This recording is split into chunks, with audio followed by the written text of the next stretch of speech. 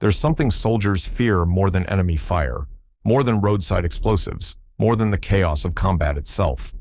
And here's the twisted part. This threat doesn't show up on the battlefield. It waits. It follows them home. It strikes in the quiet moments, when they're supposed to be safe, when they're supposed to be healing. What is this invisible enemy that's taken more veterans than any recent war? The answer might surprise you, because it's not what you think. We're talking about the psychological aftermath of combat, the wounds you can't see, the scars that don't bleed but somehow hurt worse than any physical injury. And for decades, the military didn't want to acknowledge this enemy even existed. Back in World War I, they called it shell shock. Doctors actually believed the concussive force from artillery was damaging soldiers' brains in ways they couldn't detect. But then something strange happened. Soldiers who'd never been near an explosion started showing the same symptoms: violent trembling, inability to speak, complete psychological collapse. The medical establishment was baffled. How could men break down like this if nothing physically happened to them? By World War II, they'd renamed it battle fatigue. Different name, same denial. Generals like Patton famously didn't believe it was real at all. He once slapped a soldier suffering from combat stress, calling him a coward. That soldier had just survived some of the most intense fighting of the war. But to Patton, if you weren't physically wounded, you were fine. Just weak, just making excuses. Vietnam changed everything. Soldiers came home to a country that didn't want them, that called them baby killers, that spit on their uniforms. And these veterans started showing symptoms that doctors finally couldn't ignore anymore.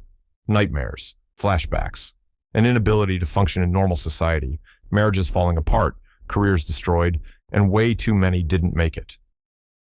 In 1980, the American Psychiatric Association finally gave it a name that stuck: post-traumatic stress disorder, PTSD. But even getting that diagnosis took advocacy groups and survivors literally fighting to be heard. Here's what the statistics show today, and they're brutal. Between 10 and 18% of troops who served in Iraq and Afghanistan came home with PTSD. That's nearly 1 in 5. Up to 31% develop it after combat, depending on which branch they served in. And veterans, they're 72% more likely to take their own lives compared to people who never served. Let that sink in. 3/4 more likely. This isn't a small problem. This is an epidemic hiding in plain sight. But PTSD is just part of the story. There's something else happening, something even more devastating that researchers only recently started understanding. And it has to do with what soldiers actually do in combat. Think about this for a second. Every human being has a natural resistance to killing another person. It's hardwired into us. Researchers studying World War II found that a shocking number of soldiers weren't actually aiming at enemy combatants. They were firing away from them, deliberately missing. Their conscious mind said, "This is war, this is the enemy," but something deeper refused to participate. The military realized they had a problem. How do you get soldiers to overcome this instinct? The answer? Training. Intense, repetitive training designed to make killing automatic.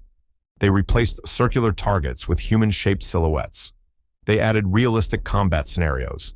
They drilled soldiers over and over until pulling the trigger became muscle memory.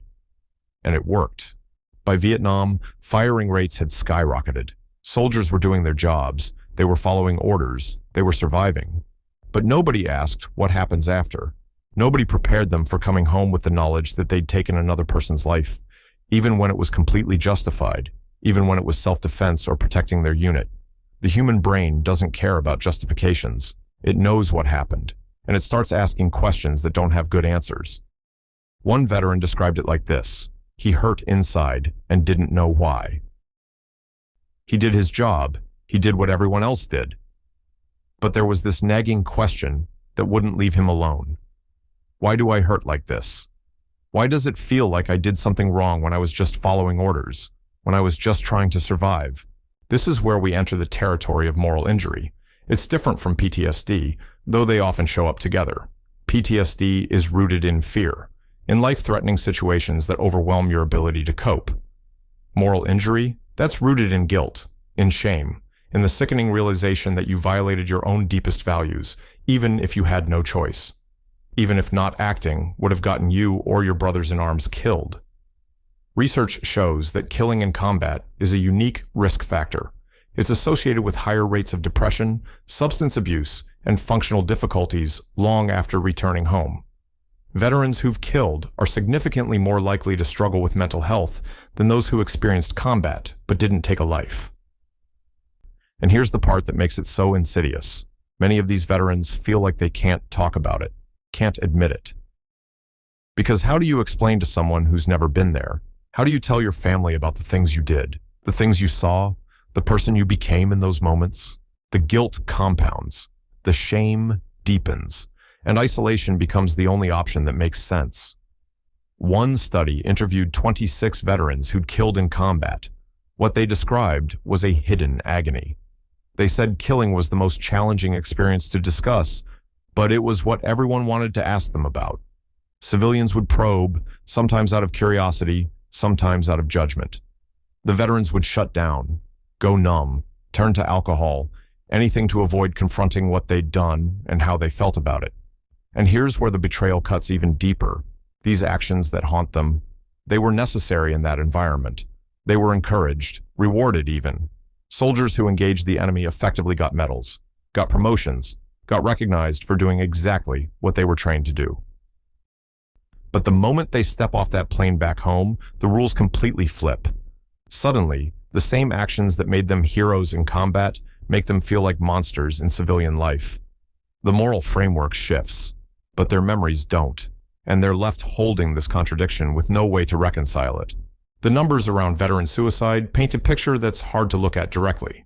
In 2022, the suicide rate for veterans was over 33 per 100,000. Compare that to the general population, and you start to see the scale of this crisis. Among veterans who died by suicide and had been receiving care, 40% had PTSD. 64% were diagnosed with depression. 43% had anxiety disorders. And here's the connection. Veterans with PTSD, who also had symptoms of moral injury, showed more severe depression, more severe PTSD symptoms, and significantly higher rates of suicidal thoughts and behaviors. When researchers looked at PTSD severity and suicide risk, they found something critical. Even moderate levels of PTSD symptoms doubled the suicide rate within a month of assessment, and worsening symptoms associated with a 25% higher long-term mortality rate. But here's a glimmer of hope buried in that darkness. Veterans whose PTSD symptoms improved to the point of remission saw a substantial, sustained reduction in suicide risk. The wounds can heal, but they have to be acknowledged first, treated, not ignored. The challenge is getting veterans to that point. Think about what they're up against. For their entire military career, they've been conditioned to push through, to not show weakness, to stay alert, stay alive. That mentality keeps you breathing in combat, but it becomes toxic when you're trying to reintegrate into normal life. Your brain is still scanning for threats, still operating on high alert, still treating every situation like a life or death scenario. And admitting you need help? That feels like admitting you failed, like you're not as strong as you thought, like you're letting down everyone who's counting on you to have it together. More than 40% of veterans say their transition to civilian life was harder than they expected. 76% describe it as stressful. And over 80% of post-9/11 veterans believe the public has no idea what they're going through. They feel invisible, misunderstood. And when you combine that with the guilt and shame for moral injury, you get veterans who are suffering in silence, who are deteriorating in isolation, who see no way out. But that silence is what sustains the injury. That isolation is what allows it to fester and grow until it becomes unbearable. Veterans who've been through this and come out the other side say the same thing. Talking about it, as painful as it was, became the path to healing. Connecting with other veterans who understood, who'd been there, who wouldn't judge. That's what started to break through the walls they'd built. Recent research has led to the development of treatments specifically designed to address moral injury. Programs with names like Impact of Killing, which focuses on self-forgiveness and making amends. Trauma-informed guilt reduction therapy, which helps veterans identify and challenge the beliefs fueling their guilt. These approaches recognize that standard PTSD treatment isn't enough. That moral injury requires something more, something that addresses the spiritual and ethical dimensions of what veterans are wrestling with.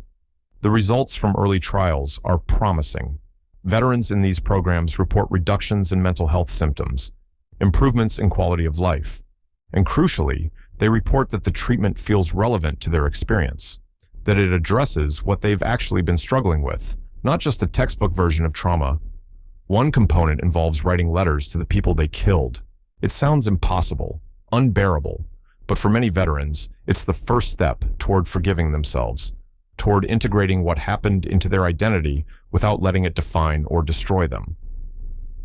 Some find healing through activism, through volunteering, through using their experience to help others.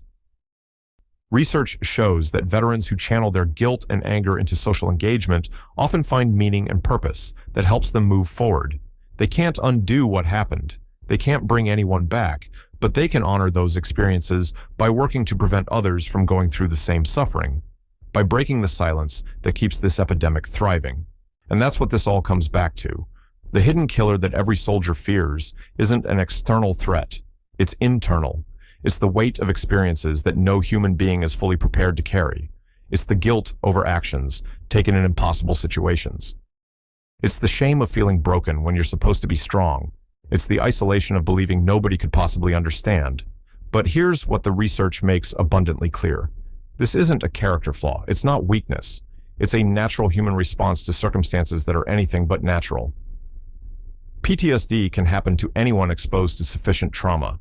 Moral injury can develop in anyone who's forced to violate their core values, regardless of how justified that violation was at the time. These conditions don't discriminate. They don't only affect people who were somehow predisposed or couldn't handle it. They affect people who did everything right and still came home carrying wounds that nobody else could see. The path forward requires breaking down the stigma, requires recognizing that mental health injuries are just as real and just as deserving of treatment as physical ones, requires creating space for veterans to tell their stories without fear of judgment, to seek help without fear of repercussions, to heal without having to pretend they're fine when they're not. Because every day, veterans are fighting battles that most people will never know about. They're confronting memories that won't fade. They're wrestling with guilt that won't release its grip. And some of them are losing that fight, not because they're weak, but because they're trying to do it alone, because they don't know help is available, because they've been conditioned to believe that asking for support is somehow shameful. The hidden killer isn't unbeatable. Veterans who achieve symptomatic remission from PTSD show dramatically reduced suicide risk. Veterans who work through moral injury with proper support find ways to forgive themselves and move forward. Veterans who connect with others who understand find that the burden becomes bearable when it's shared. The wounds can heal. The pain can ease. But that only happens when we stop treating this as something veterans should just get over and start treating it as the serious public health crisis that it is. So the next time you see a veteran, understand that you might be looking at someone who's fighting a war that never really ended for them. Someone who's carrying experiences that would break most people. Someone who needs support, not judgment. Understanding, not platitudes. And access to care that actually addresses what they're going through. The hidden killer thrives in darkness and silence. It loses power when we shine a light on it, when we talk about it openly, when we recognize that seeking help isn't weakness. It's the bravest thing a warrior can do. Because the real fight isn't about proving you're strong enough to handle it alone. It's about being strong enough to admit you need help. And for veterans dealing with PTSD and moral injury, that might be the hardest battle they'll ever face. But it's one they can win.